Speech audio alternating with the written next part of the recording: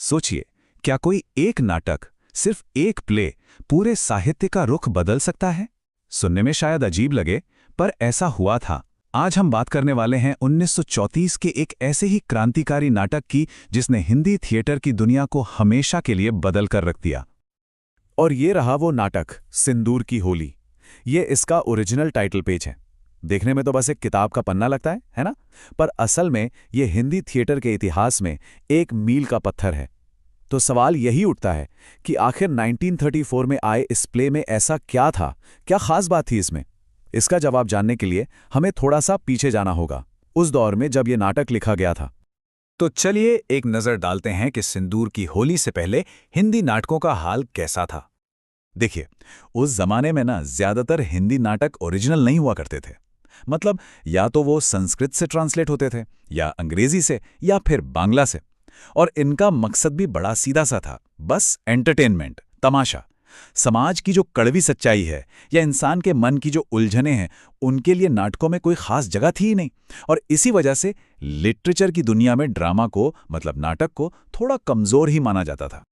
और मजे की बात यह है कि ये बात सिर्फ बाहर वाले नहीं कह रहे थे, बल्कि जिस नाटक की हम बात कर रहे हैं ना, सिंदूर की होली, उसी के प्रीफेस में, यानी उसकी भूमिका में ये लाइन लिखी हुई थी। सोचिए, हिंदी साहित्य के औरों अंग उतने पुष्ट न होने पर भी उतने कमजोर और शिथिर नहीं हैं जितना नाटक। मतलब ये तो खुद अपने ही घर की हालत पर एक जबरदस्त तंज था। लेकिन जैसा कि होता है, बदलाव की हवा चली और ये हवा आई यूरोप से। वहां लिटरेचर में एक नई लहर उठ रही थी, जिसकी गूंज हिंदुस्तान तक भी पहुंचने लगी थी। तो वो क्या चीज थी, वो कौन सी चिंगारी थी जिसने हिंदी थिएटर में एक नई जान फूंक दी? इसका जवाब था यथार्थवाद, यानी कि रियलिज्म। हेनरिक इब्सन और जॉर्ज बर्नार्ड शॉ जैसे बड़े बड़े यूरोपियन प्ले राइट्स ने एक नया ट्रेंड शुरू किया था। उन्होंने कहा, भाई बहुत हो गई ये राजा रानी और परियों की कहानियां, अब स्टेज पर समाज का असली चेहरा दिखाया जाएगा। उनका फोकस था समाज की कड़वी सच्चाई को बिना किसी मिलावट के सीधे सीधे पेश करना। और इसी रियलिज्म की सोच से जन्म हुआ एक नए तरह के नाटक का, जिसे नाम दिया गया समस्या नाटक। अब ये समस्या नाटक क्या चीज है? देखिए, ये वो प्लेज होते हैं जो समाज के उन मुश्किल, उन कंट्रोवर्शियल मुद्दों को उठाते हैं जिन पर आमतौर पर कोई बात नहीं करना चाहता। स्टेज पर अब कोई राजा रानी या देवता नहीं थे, बल्कि हमारे आपके जैसे आम इंसान थे, जो अपनी रोजमर्रा की जिंदगी की मुश्किलों में, अपनी नैतिक दुविधाओं में फंसे हुए थे। तो ये जो बदलाव था ना, ये बहुत बड़ा था। एक तरफ थे पुराने नाटक, जिनका काम था बस एंटरटेन करना, एक काल्पनिक दुनिया में ले जाना। और दूसरी तरफ थे ये नए समस्या नाटक, जो आपको समाज की हकीकत से रूबरू करवाते थे। कैरेक्टर्स अब सिर्फ हीरो या विलेन नहीं होते थे, वो कॉम्प्लेक्स थे, बिल्कुल असली इंसानों की तरह, जिनके अंदर अच्छा और बुरा दोनों होता था। और अब नाटक का मकसद सिर्फ तालियां बजवाना नहीं था, बल्कि ऑडियंस को सोचने पर मजबूर कर देना था। और हिंदुस्तान में इस नई लहर को, इस नई स्टाइल को अपनाने वाले जो सबसे बड़े राइटर थे, वो थे लक्ष्मी नारायण मिश्र। उन्होंने ही यूरोप के इस रियलिज्म वाले आइडिया को लिया और उसे इंडियन सोसाइटी की प्रॉब्लम्स के हिसाब से ढाला।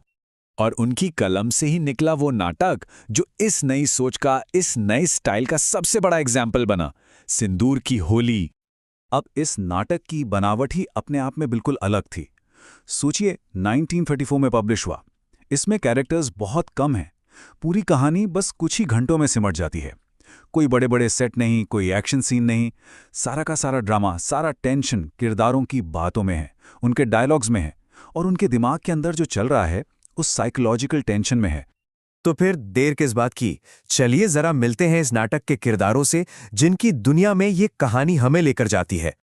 ये देखिए, ये है इस प्ले की original character list. Murari Lal, माहिर अली, चंद्रकला, ये बस नाम नहीं है, ये उस दौर के समाज के अलग अलग चेहरों की नुमाइंदगी करते हैं। हर कोई अपनी एम्बिशन, अपनी मजबूरियों और अपने अंदर की लड़ाई में उलझा हुआ है। जैसे कि एक है मुरारी लाल। ये एक डिप्टी कलेक्टर हैं और इनकी सबसे बड़ी चिंता है अपनी इज्जत और एक कोर्ट केस। फिर हैं माहिर अली, जो मुरारी लाल के अंडर काम करते हैं और रिश्वतखोरी और जोड़ तोड़ की दुनिया में रमे हुए हैं। और फिर हैं चंद्रकला, मुरारी लाल की बेटी, जो अपने परिवार की परेशानियों और अपनी पर्सनल लाइफ की उलझनों के बीच फंसी हुई है। ये सब किरदार एक ऐसे जाल में हैं जहां हर कोई अपने अंदर एक जंग लड़ रहा है। तो सवाल यह है कि इन किरदारों और इस कहानी से हमें क्या मिलता है? क्यों आज भी इतने सालों बाद भी सिंदूर की होली को इतना जरूरी माना जाता है? इसका जवाब सिंपल है। सिंदूर की होली ने हिंदी थिएटर को सिर्फ एंटरटेनमेंट के पिंजरे से बाहर निकाला। इसने पहली बार स्टेज पर किरदारों के दिमाग के अंदर क्या चल रहा है, उनकी साइकोलॉजी को दिखाया। इसने समाज की चेतना को जगाया। अब नाटक सिर्फ एक तमाशा नहीं था, बल्कि समाज से सवाल पूछने का एक जरिया बन गया था।